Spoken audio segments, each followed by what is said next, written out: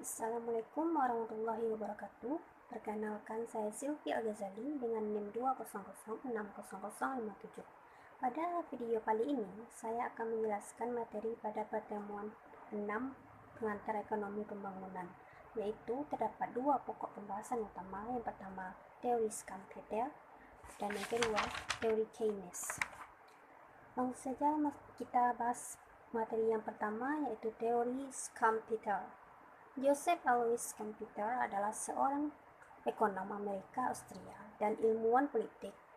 Teori Schumpeter pertama kali dikemukakan pada bukunya dengan judul The Theory of Economic Development pada tahun 1934. Teori Schumpeter yang menggambarkan proses pembangunan dan faktor utama yang membentuknya ditulis dalam buku yang berjudul Business Cycle tahun 1939. Schumpeter berpendapat bahwa sistem ekonomi kapitalis merupakan landasan pembangunan dan sistem ekonomi yang paling baik untuk menciptakan pembangunan ekonomi yang pesat. Namun, Schumpeter juga meramalkan bahwa sistem ini juga akan mengalami stagnasi seperti yang disampaikan pada teori ekonomi klasik. Menurut Schumpeter, kunci utama pembangunan ekonomi adalah para investor dan wira swasta. Kemajuan ekonomi utama masyarakat hanya bisa terwujud dengan adanya inovasi oleh para entrepreneur.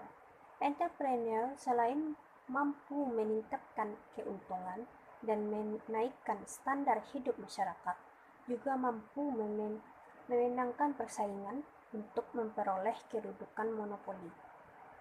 Schumpeter juga membedakan pengertian antara pertumbuhan ekonomi dan pembangunan ekonomi. Pertumbuhan ekonomi adalah peningkatan output masyarakat yang disebabkan oleh semakin banyaknya jumlah faktor produksi yang digunakan dalam proses produksi masyarakat tanpa adanya perubahan teknologi produksi itu sendiri. Sedangkan pembangunan ekonomi adalah kenaikan output yang disebabkan oleh inovasi yang dilakukan oleh para wira swasta.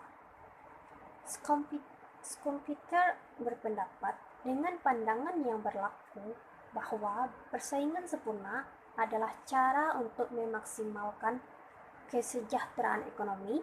Di bawah persaingan sempurna, semua perusahaan dalam suatu industri yang menghasilkan barang yang sama, menjual dengan harga yang sama, dan memiliki akses ke teknologi yang sama.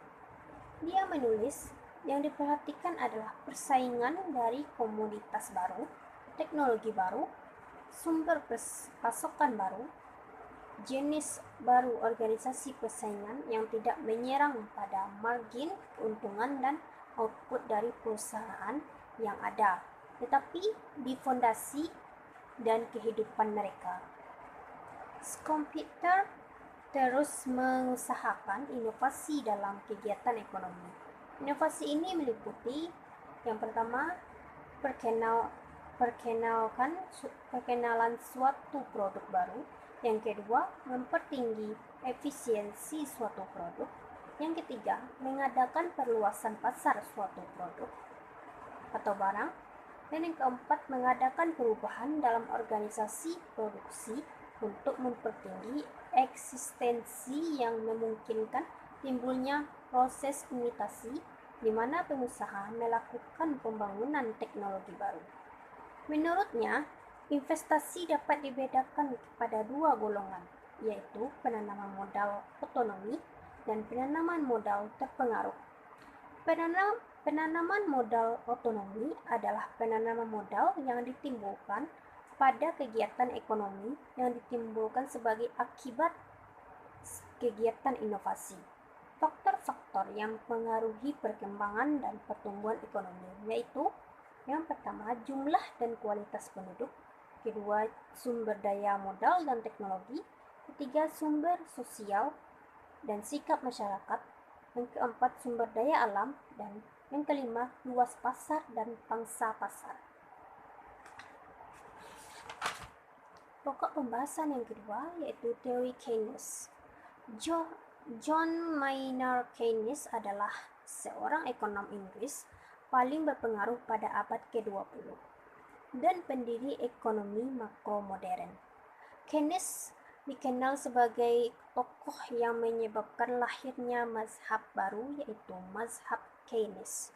Pada tahun 1936, Keynes memimpin revolusi pemikiran ekonomi yang menantang gagasan ekonomi neoklasik melalui bukunya yang berjudul The General Theory of Employment, Interest and Money. Keynes berpendapat bahwa sistem laissez-faire murni tidak bisa dipertahankan. Pada tingkat makro, pemerintah harus secara aktif dan sadar mengendalikan perekonomian karena posisi full employment-nya sebab mekanisme otomatis ke arah posisi tersebut tidak bisa diandalkan secara otomatis. Menurut Keynes, situasi makro suatu perekonomian ditentukan oleh apa yang terjadi dengan permintaan agregat masyarakat. Apabila permintaan agregat melebihi penawaran agregat atau output yang dihasilkan dalam periode tersebut, maka akan terjadi situasi kekurangan produksi. Pada periode berikutnya, output akan naik dan harga akan naik pula, atau kedua terjadi bersama-sama. Apabila permintaan agregat lebih kecil daripada penawaran agregat, maka situasi kelebihan produksi terjadi. Pada periode berikutnya, output akan turun atau harga akan turun, atau keduanya terjadi bersama-sama. Inti dari kebijakan makro Keynes adalah bagaimana pemerintah bisa mempengaruhi permintaan agregat, atau dengan demikian mempengaruhi situasi makro agar mendekati posisi full employment-nya. Penurunan agregat adalah seluruh jumlah uang yang dibelanjakan oleh seluruh lapisan masyarakat untuk membeli barang dan jasa dalam 1 tahun.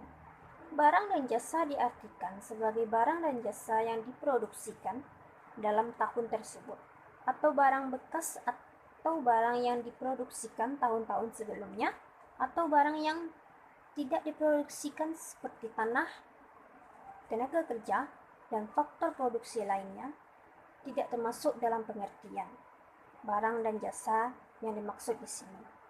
Dalam perekonomian tertutup, permintaan agregat terdiri dari 3 unsur. Yang pertama, pengeluaran konsumsi oleh rumah tangga atau dilambangkan dengan C besar. Yang kedua, pengeluaran investasi oleh perusahaan yang dilambangkan dengan I besar. Yang ketiga, pengeluaran pemerintah yang dilambangkan dengan G besar.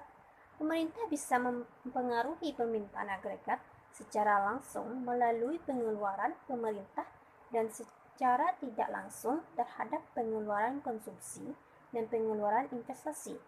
Jika dirumuskan bisa sebagai berikut. Z sama dengan C ditambah I ditambah G. Masing-masing unsur permintaan agregat dipengaruhi oleh faktor-faktor yang berbeda. Pengeluaran konsumsi tergantung pada pendapatan yang diterima oleh rumah tangga dan kecenderungan berkonsumsinya atau propensity to consume.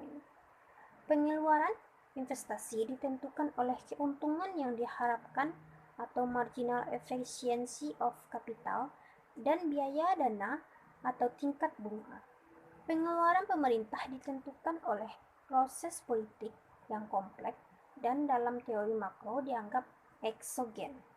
Perubahan dari unsur-unsur permintaan agregat atau pengeluaran konsumsi, pengeluaran investasi, dan pengeluaran pemerintah mempengaruhi tingkat permintaan agregat melalui proses berantai atau proses multiplier. Baiklah, hanya itu yang dapat saya sampaikan. Terlebih dan terkurangnya mohon dimaafkan. Saya akhiri dengan Assalamualaikum warahmatullahi wabarakatuh.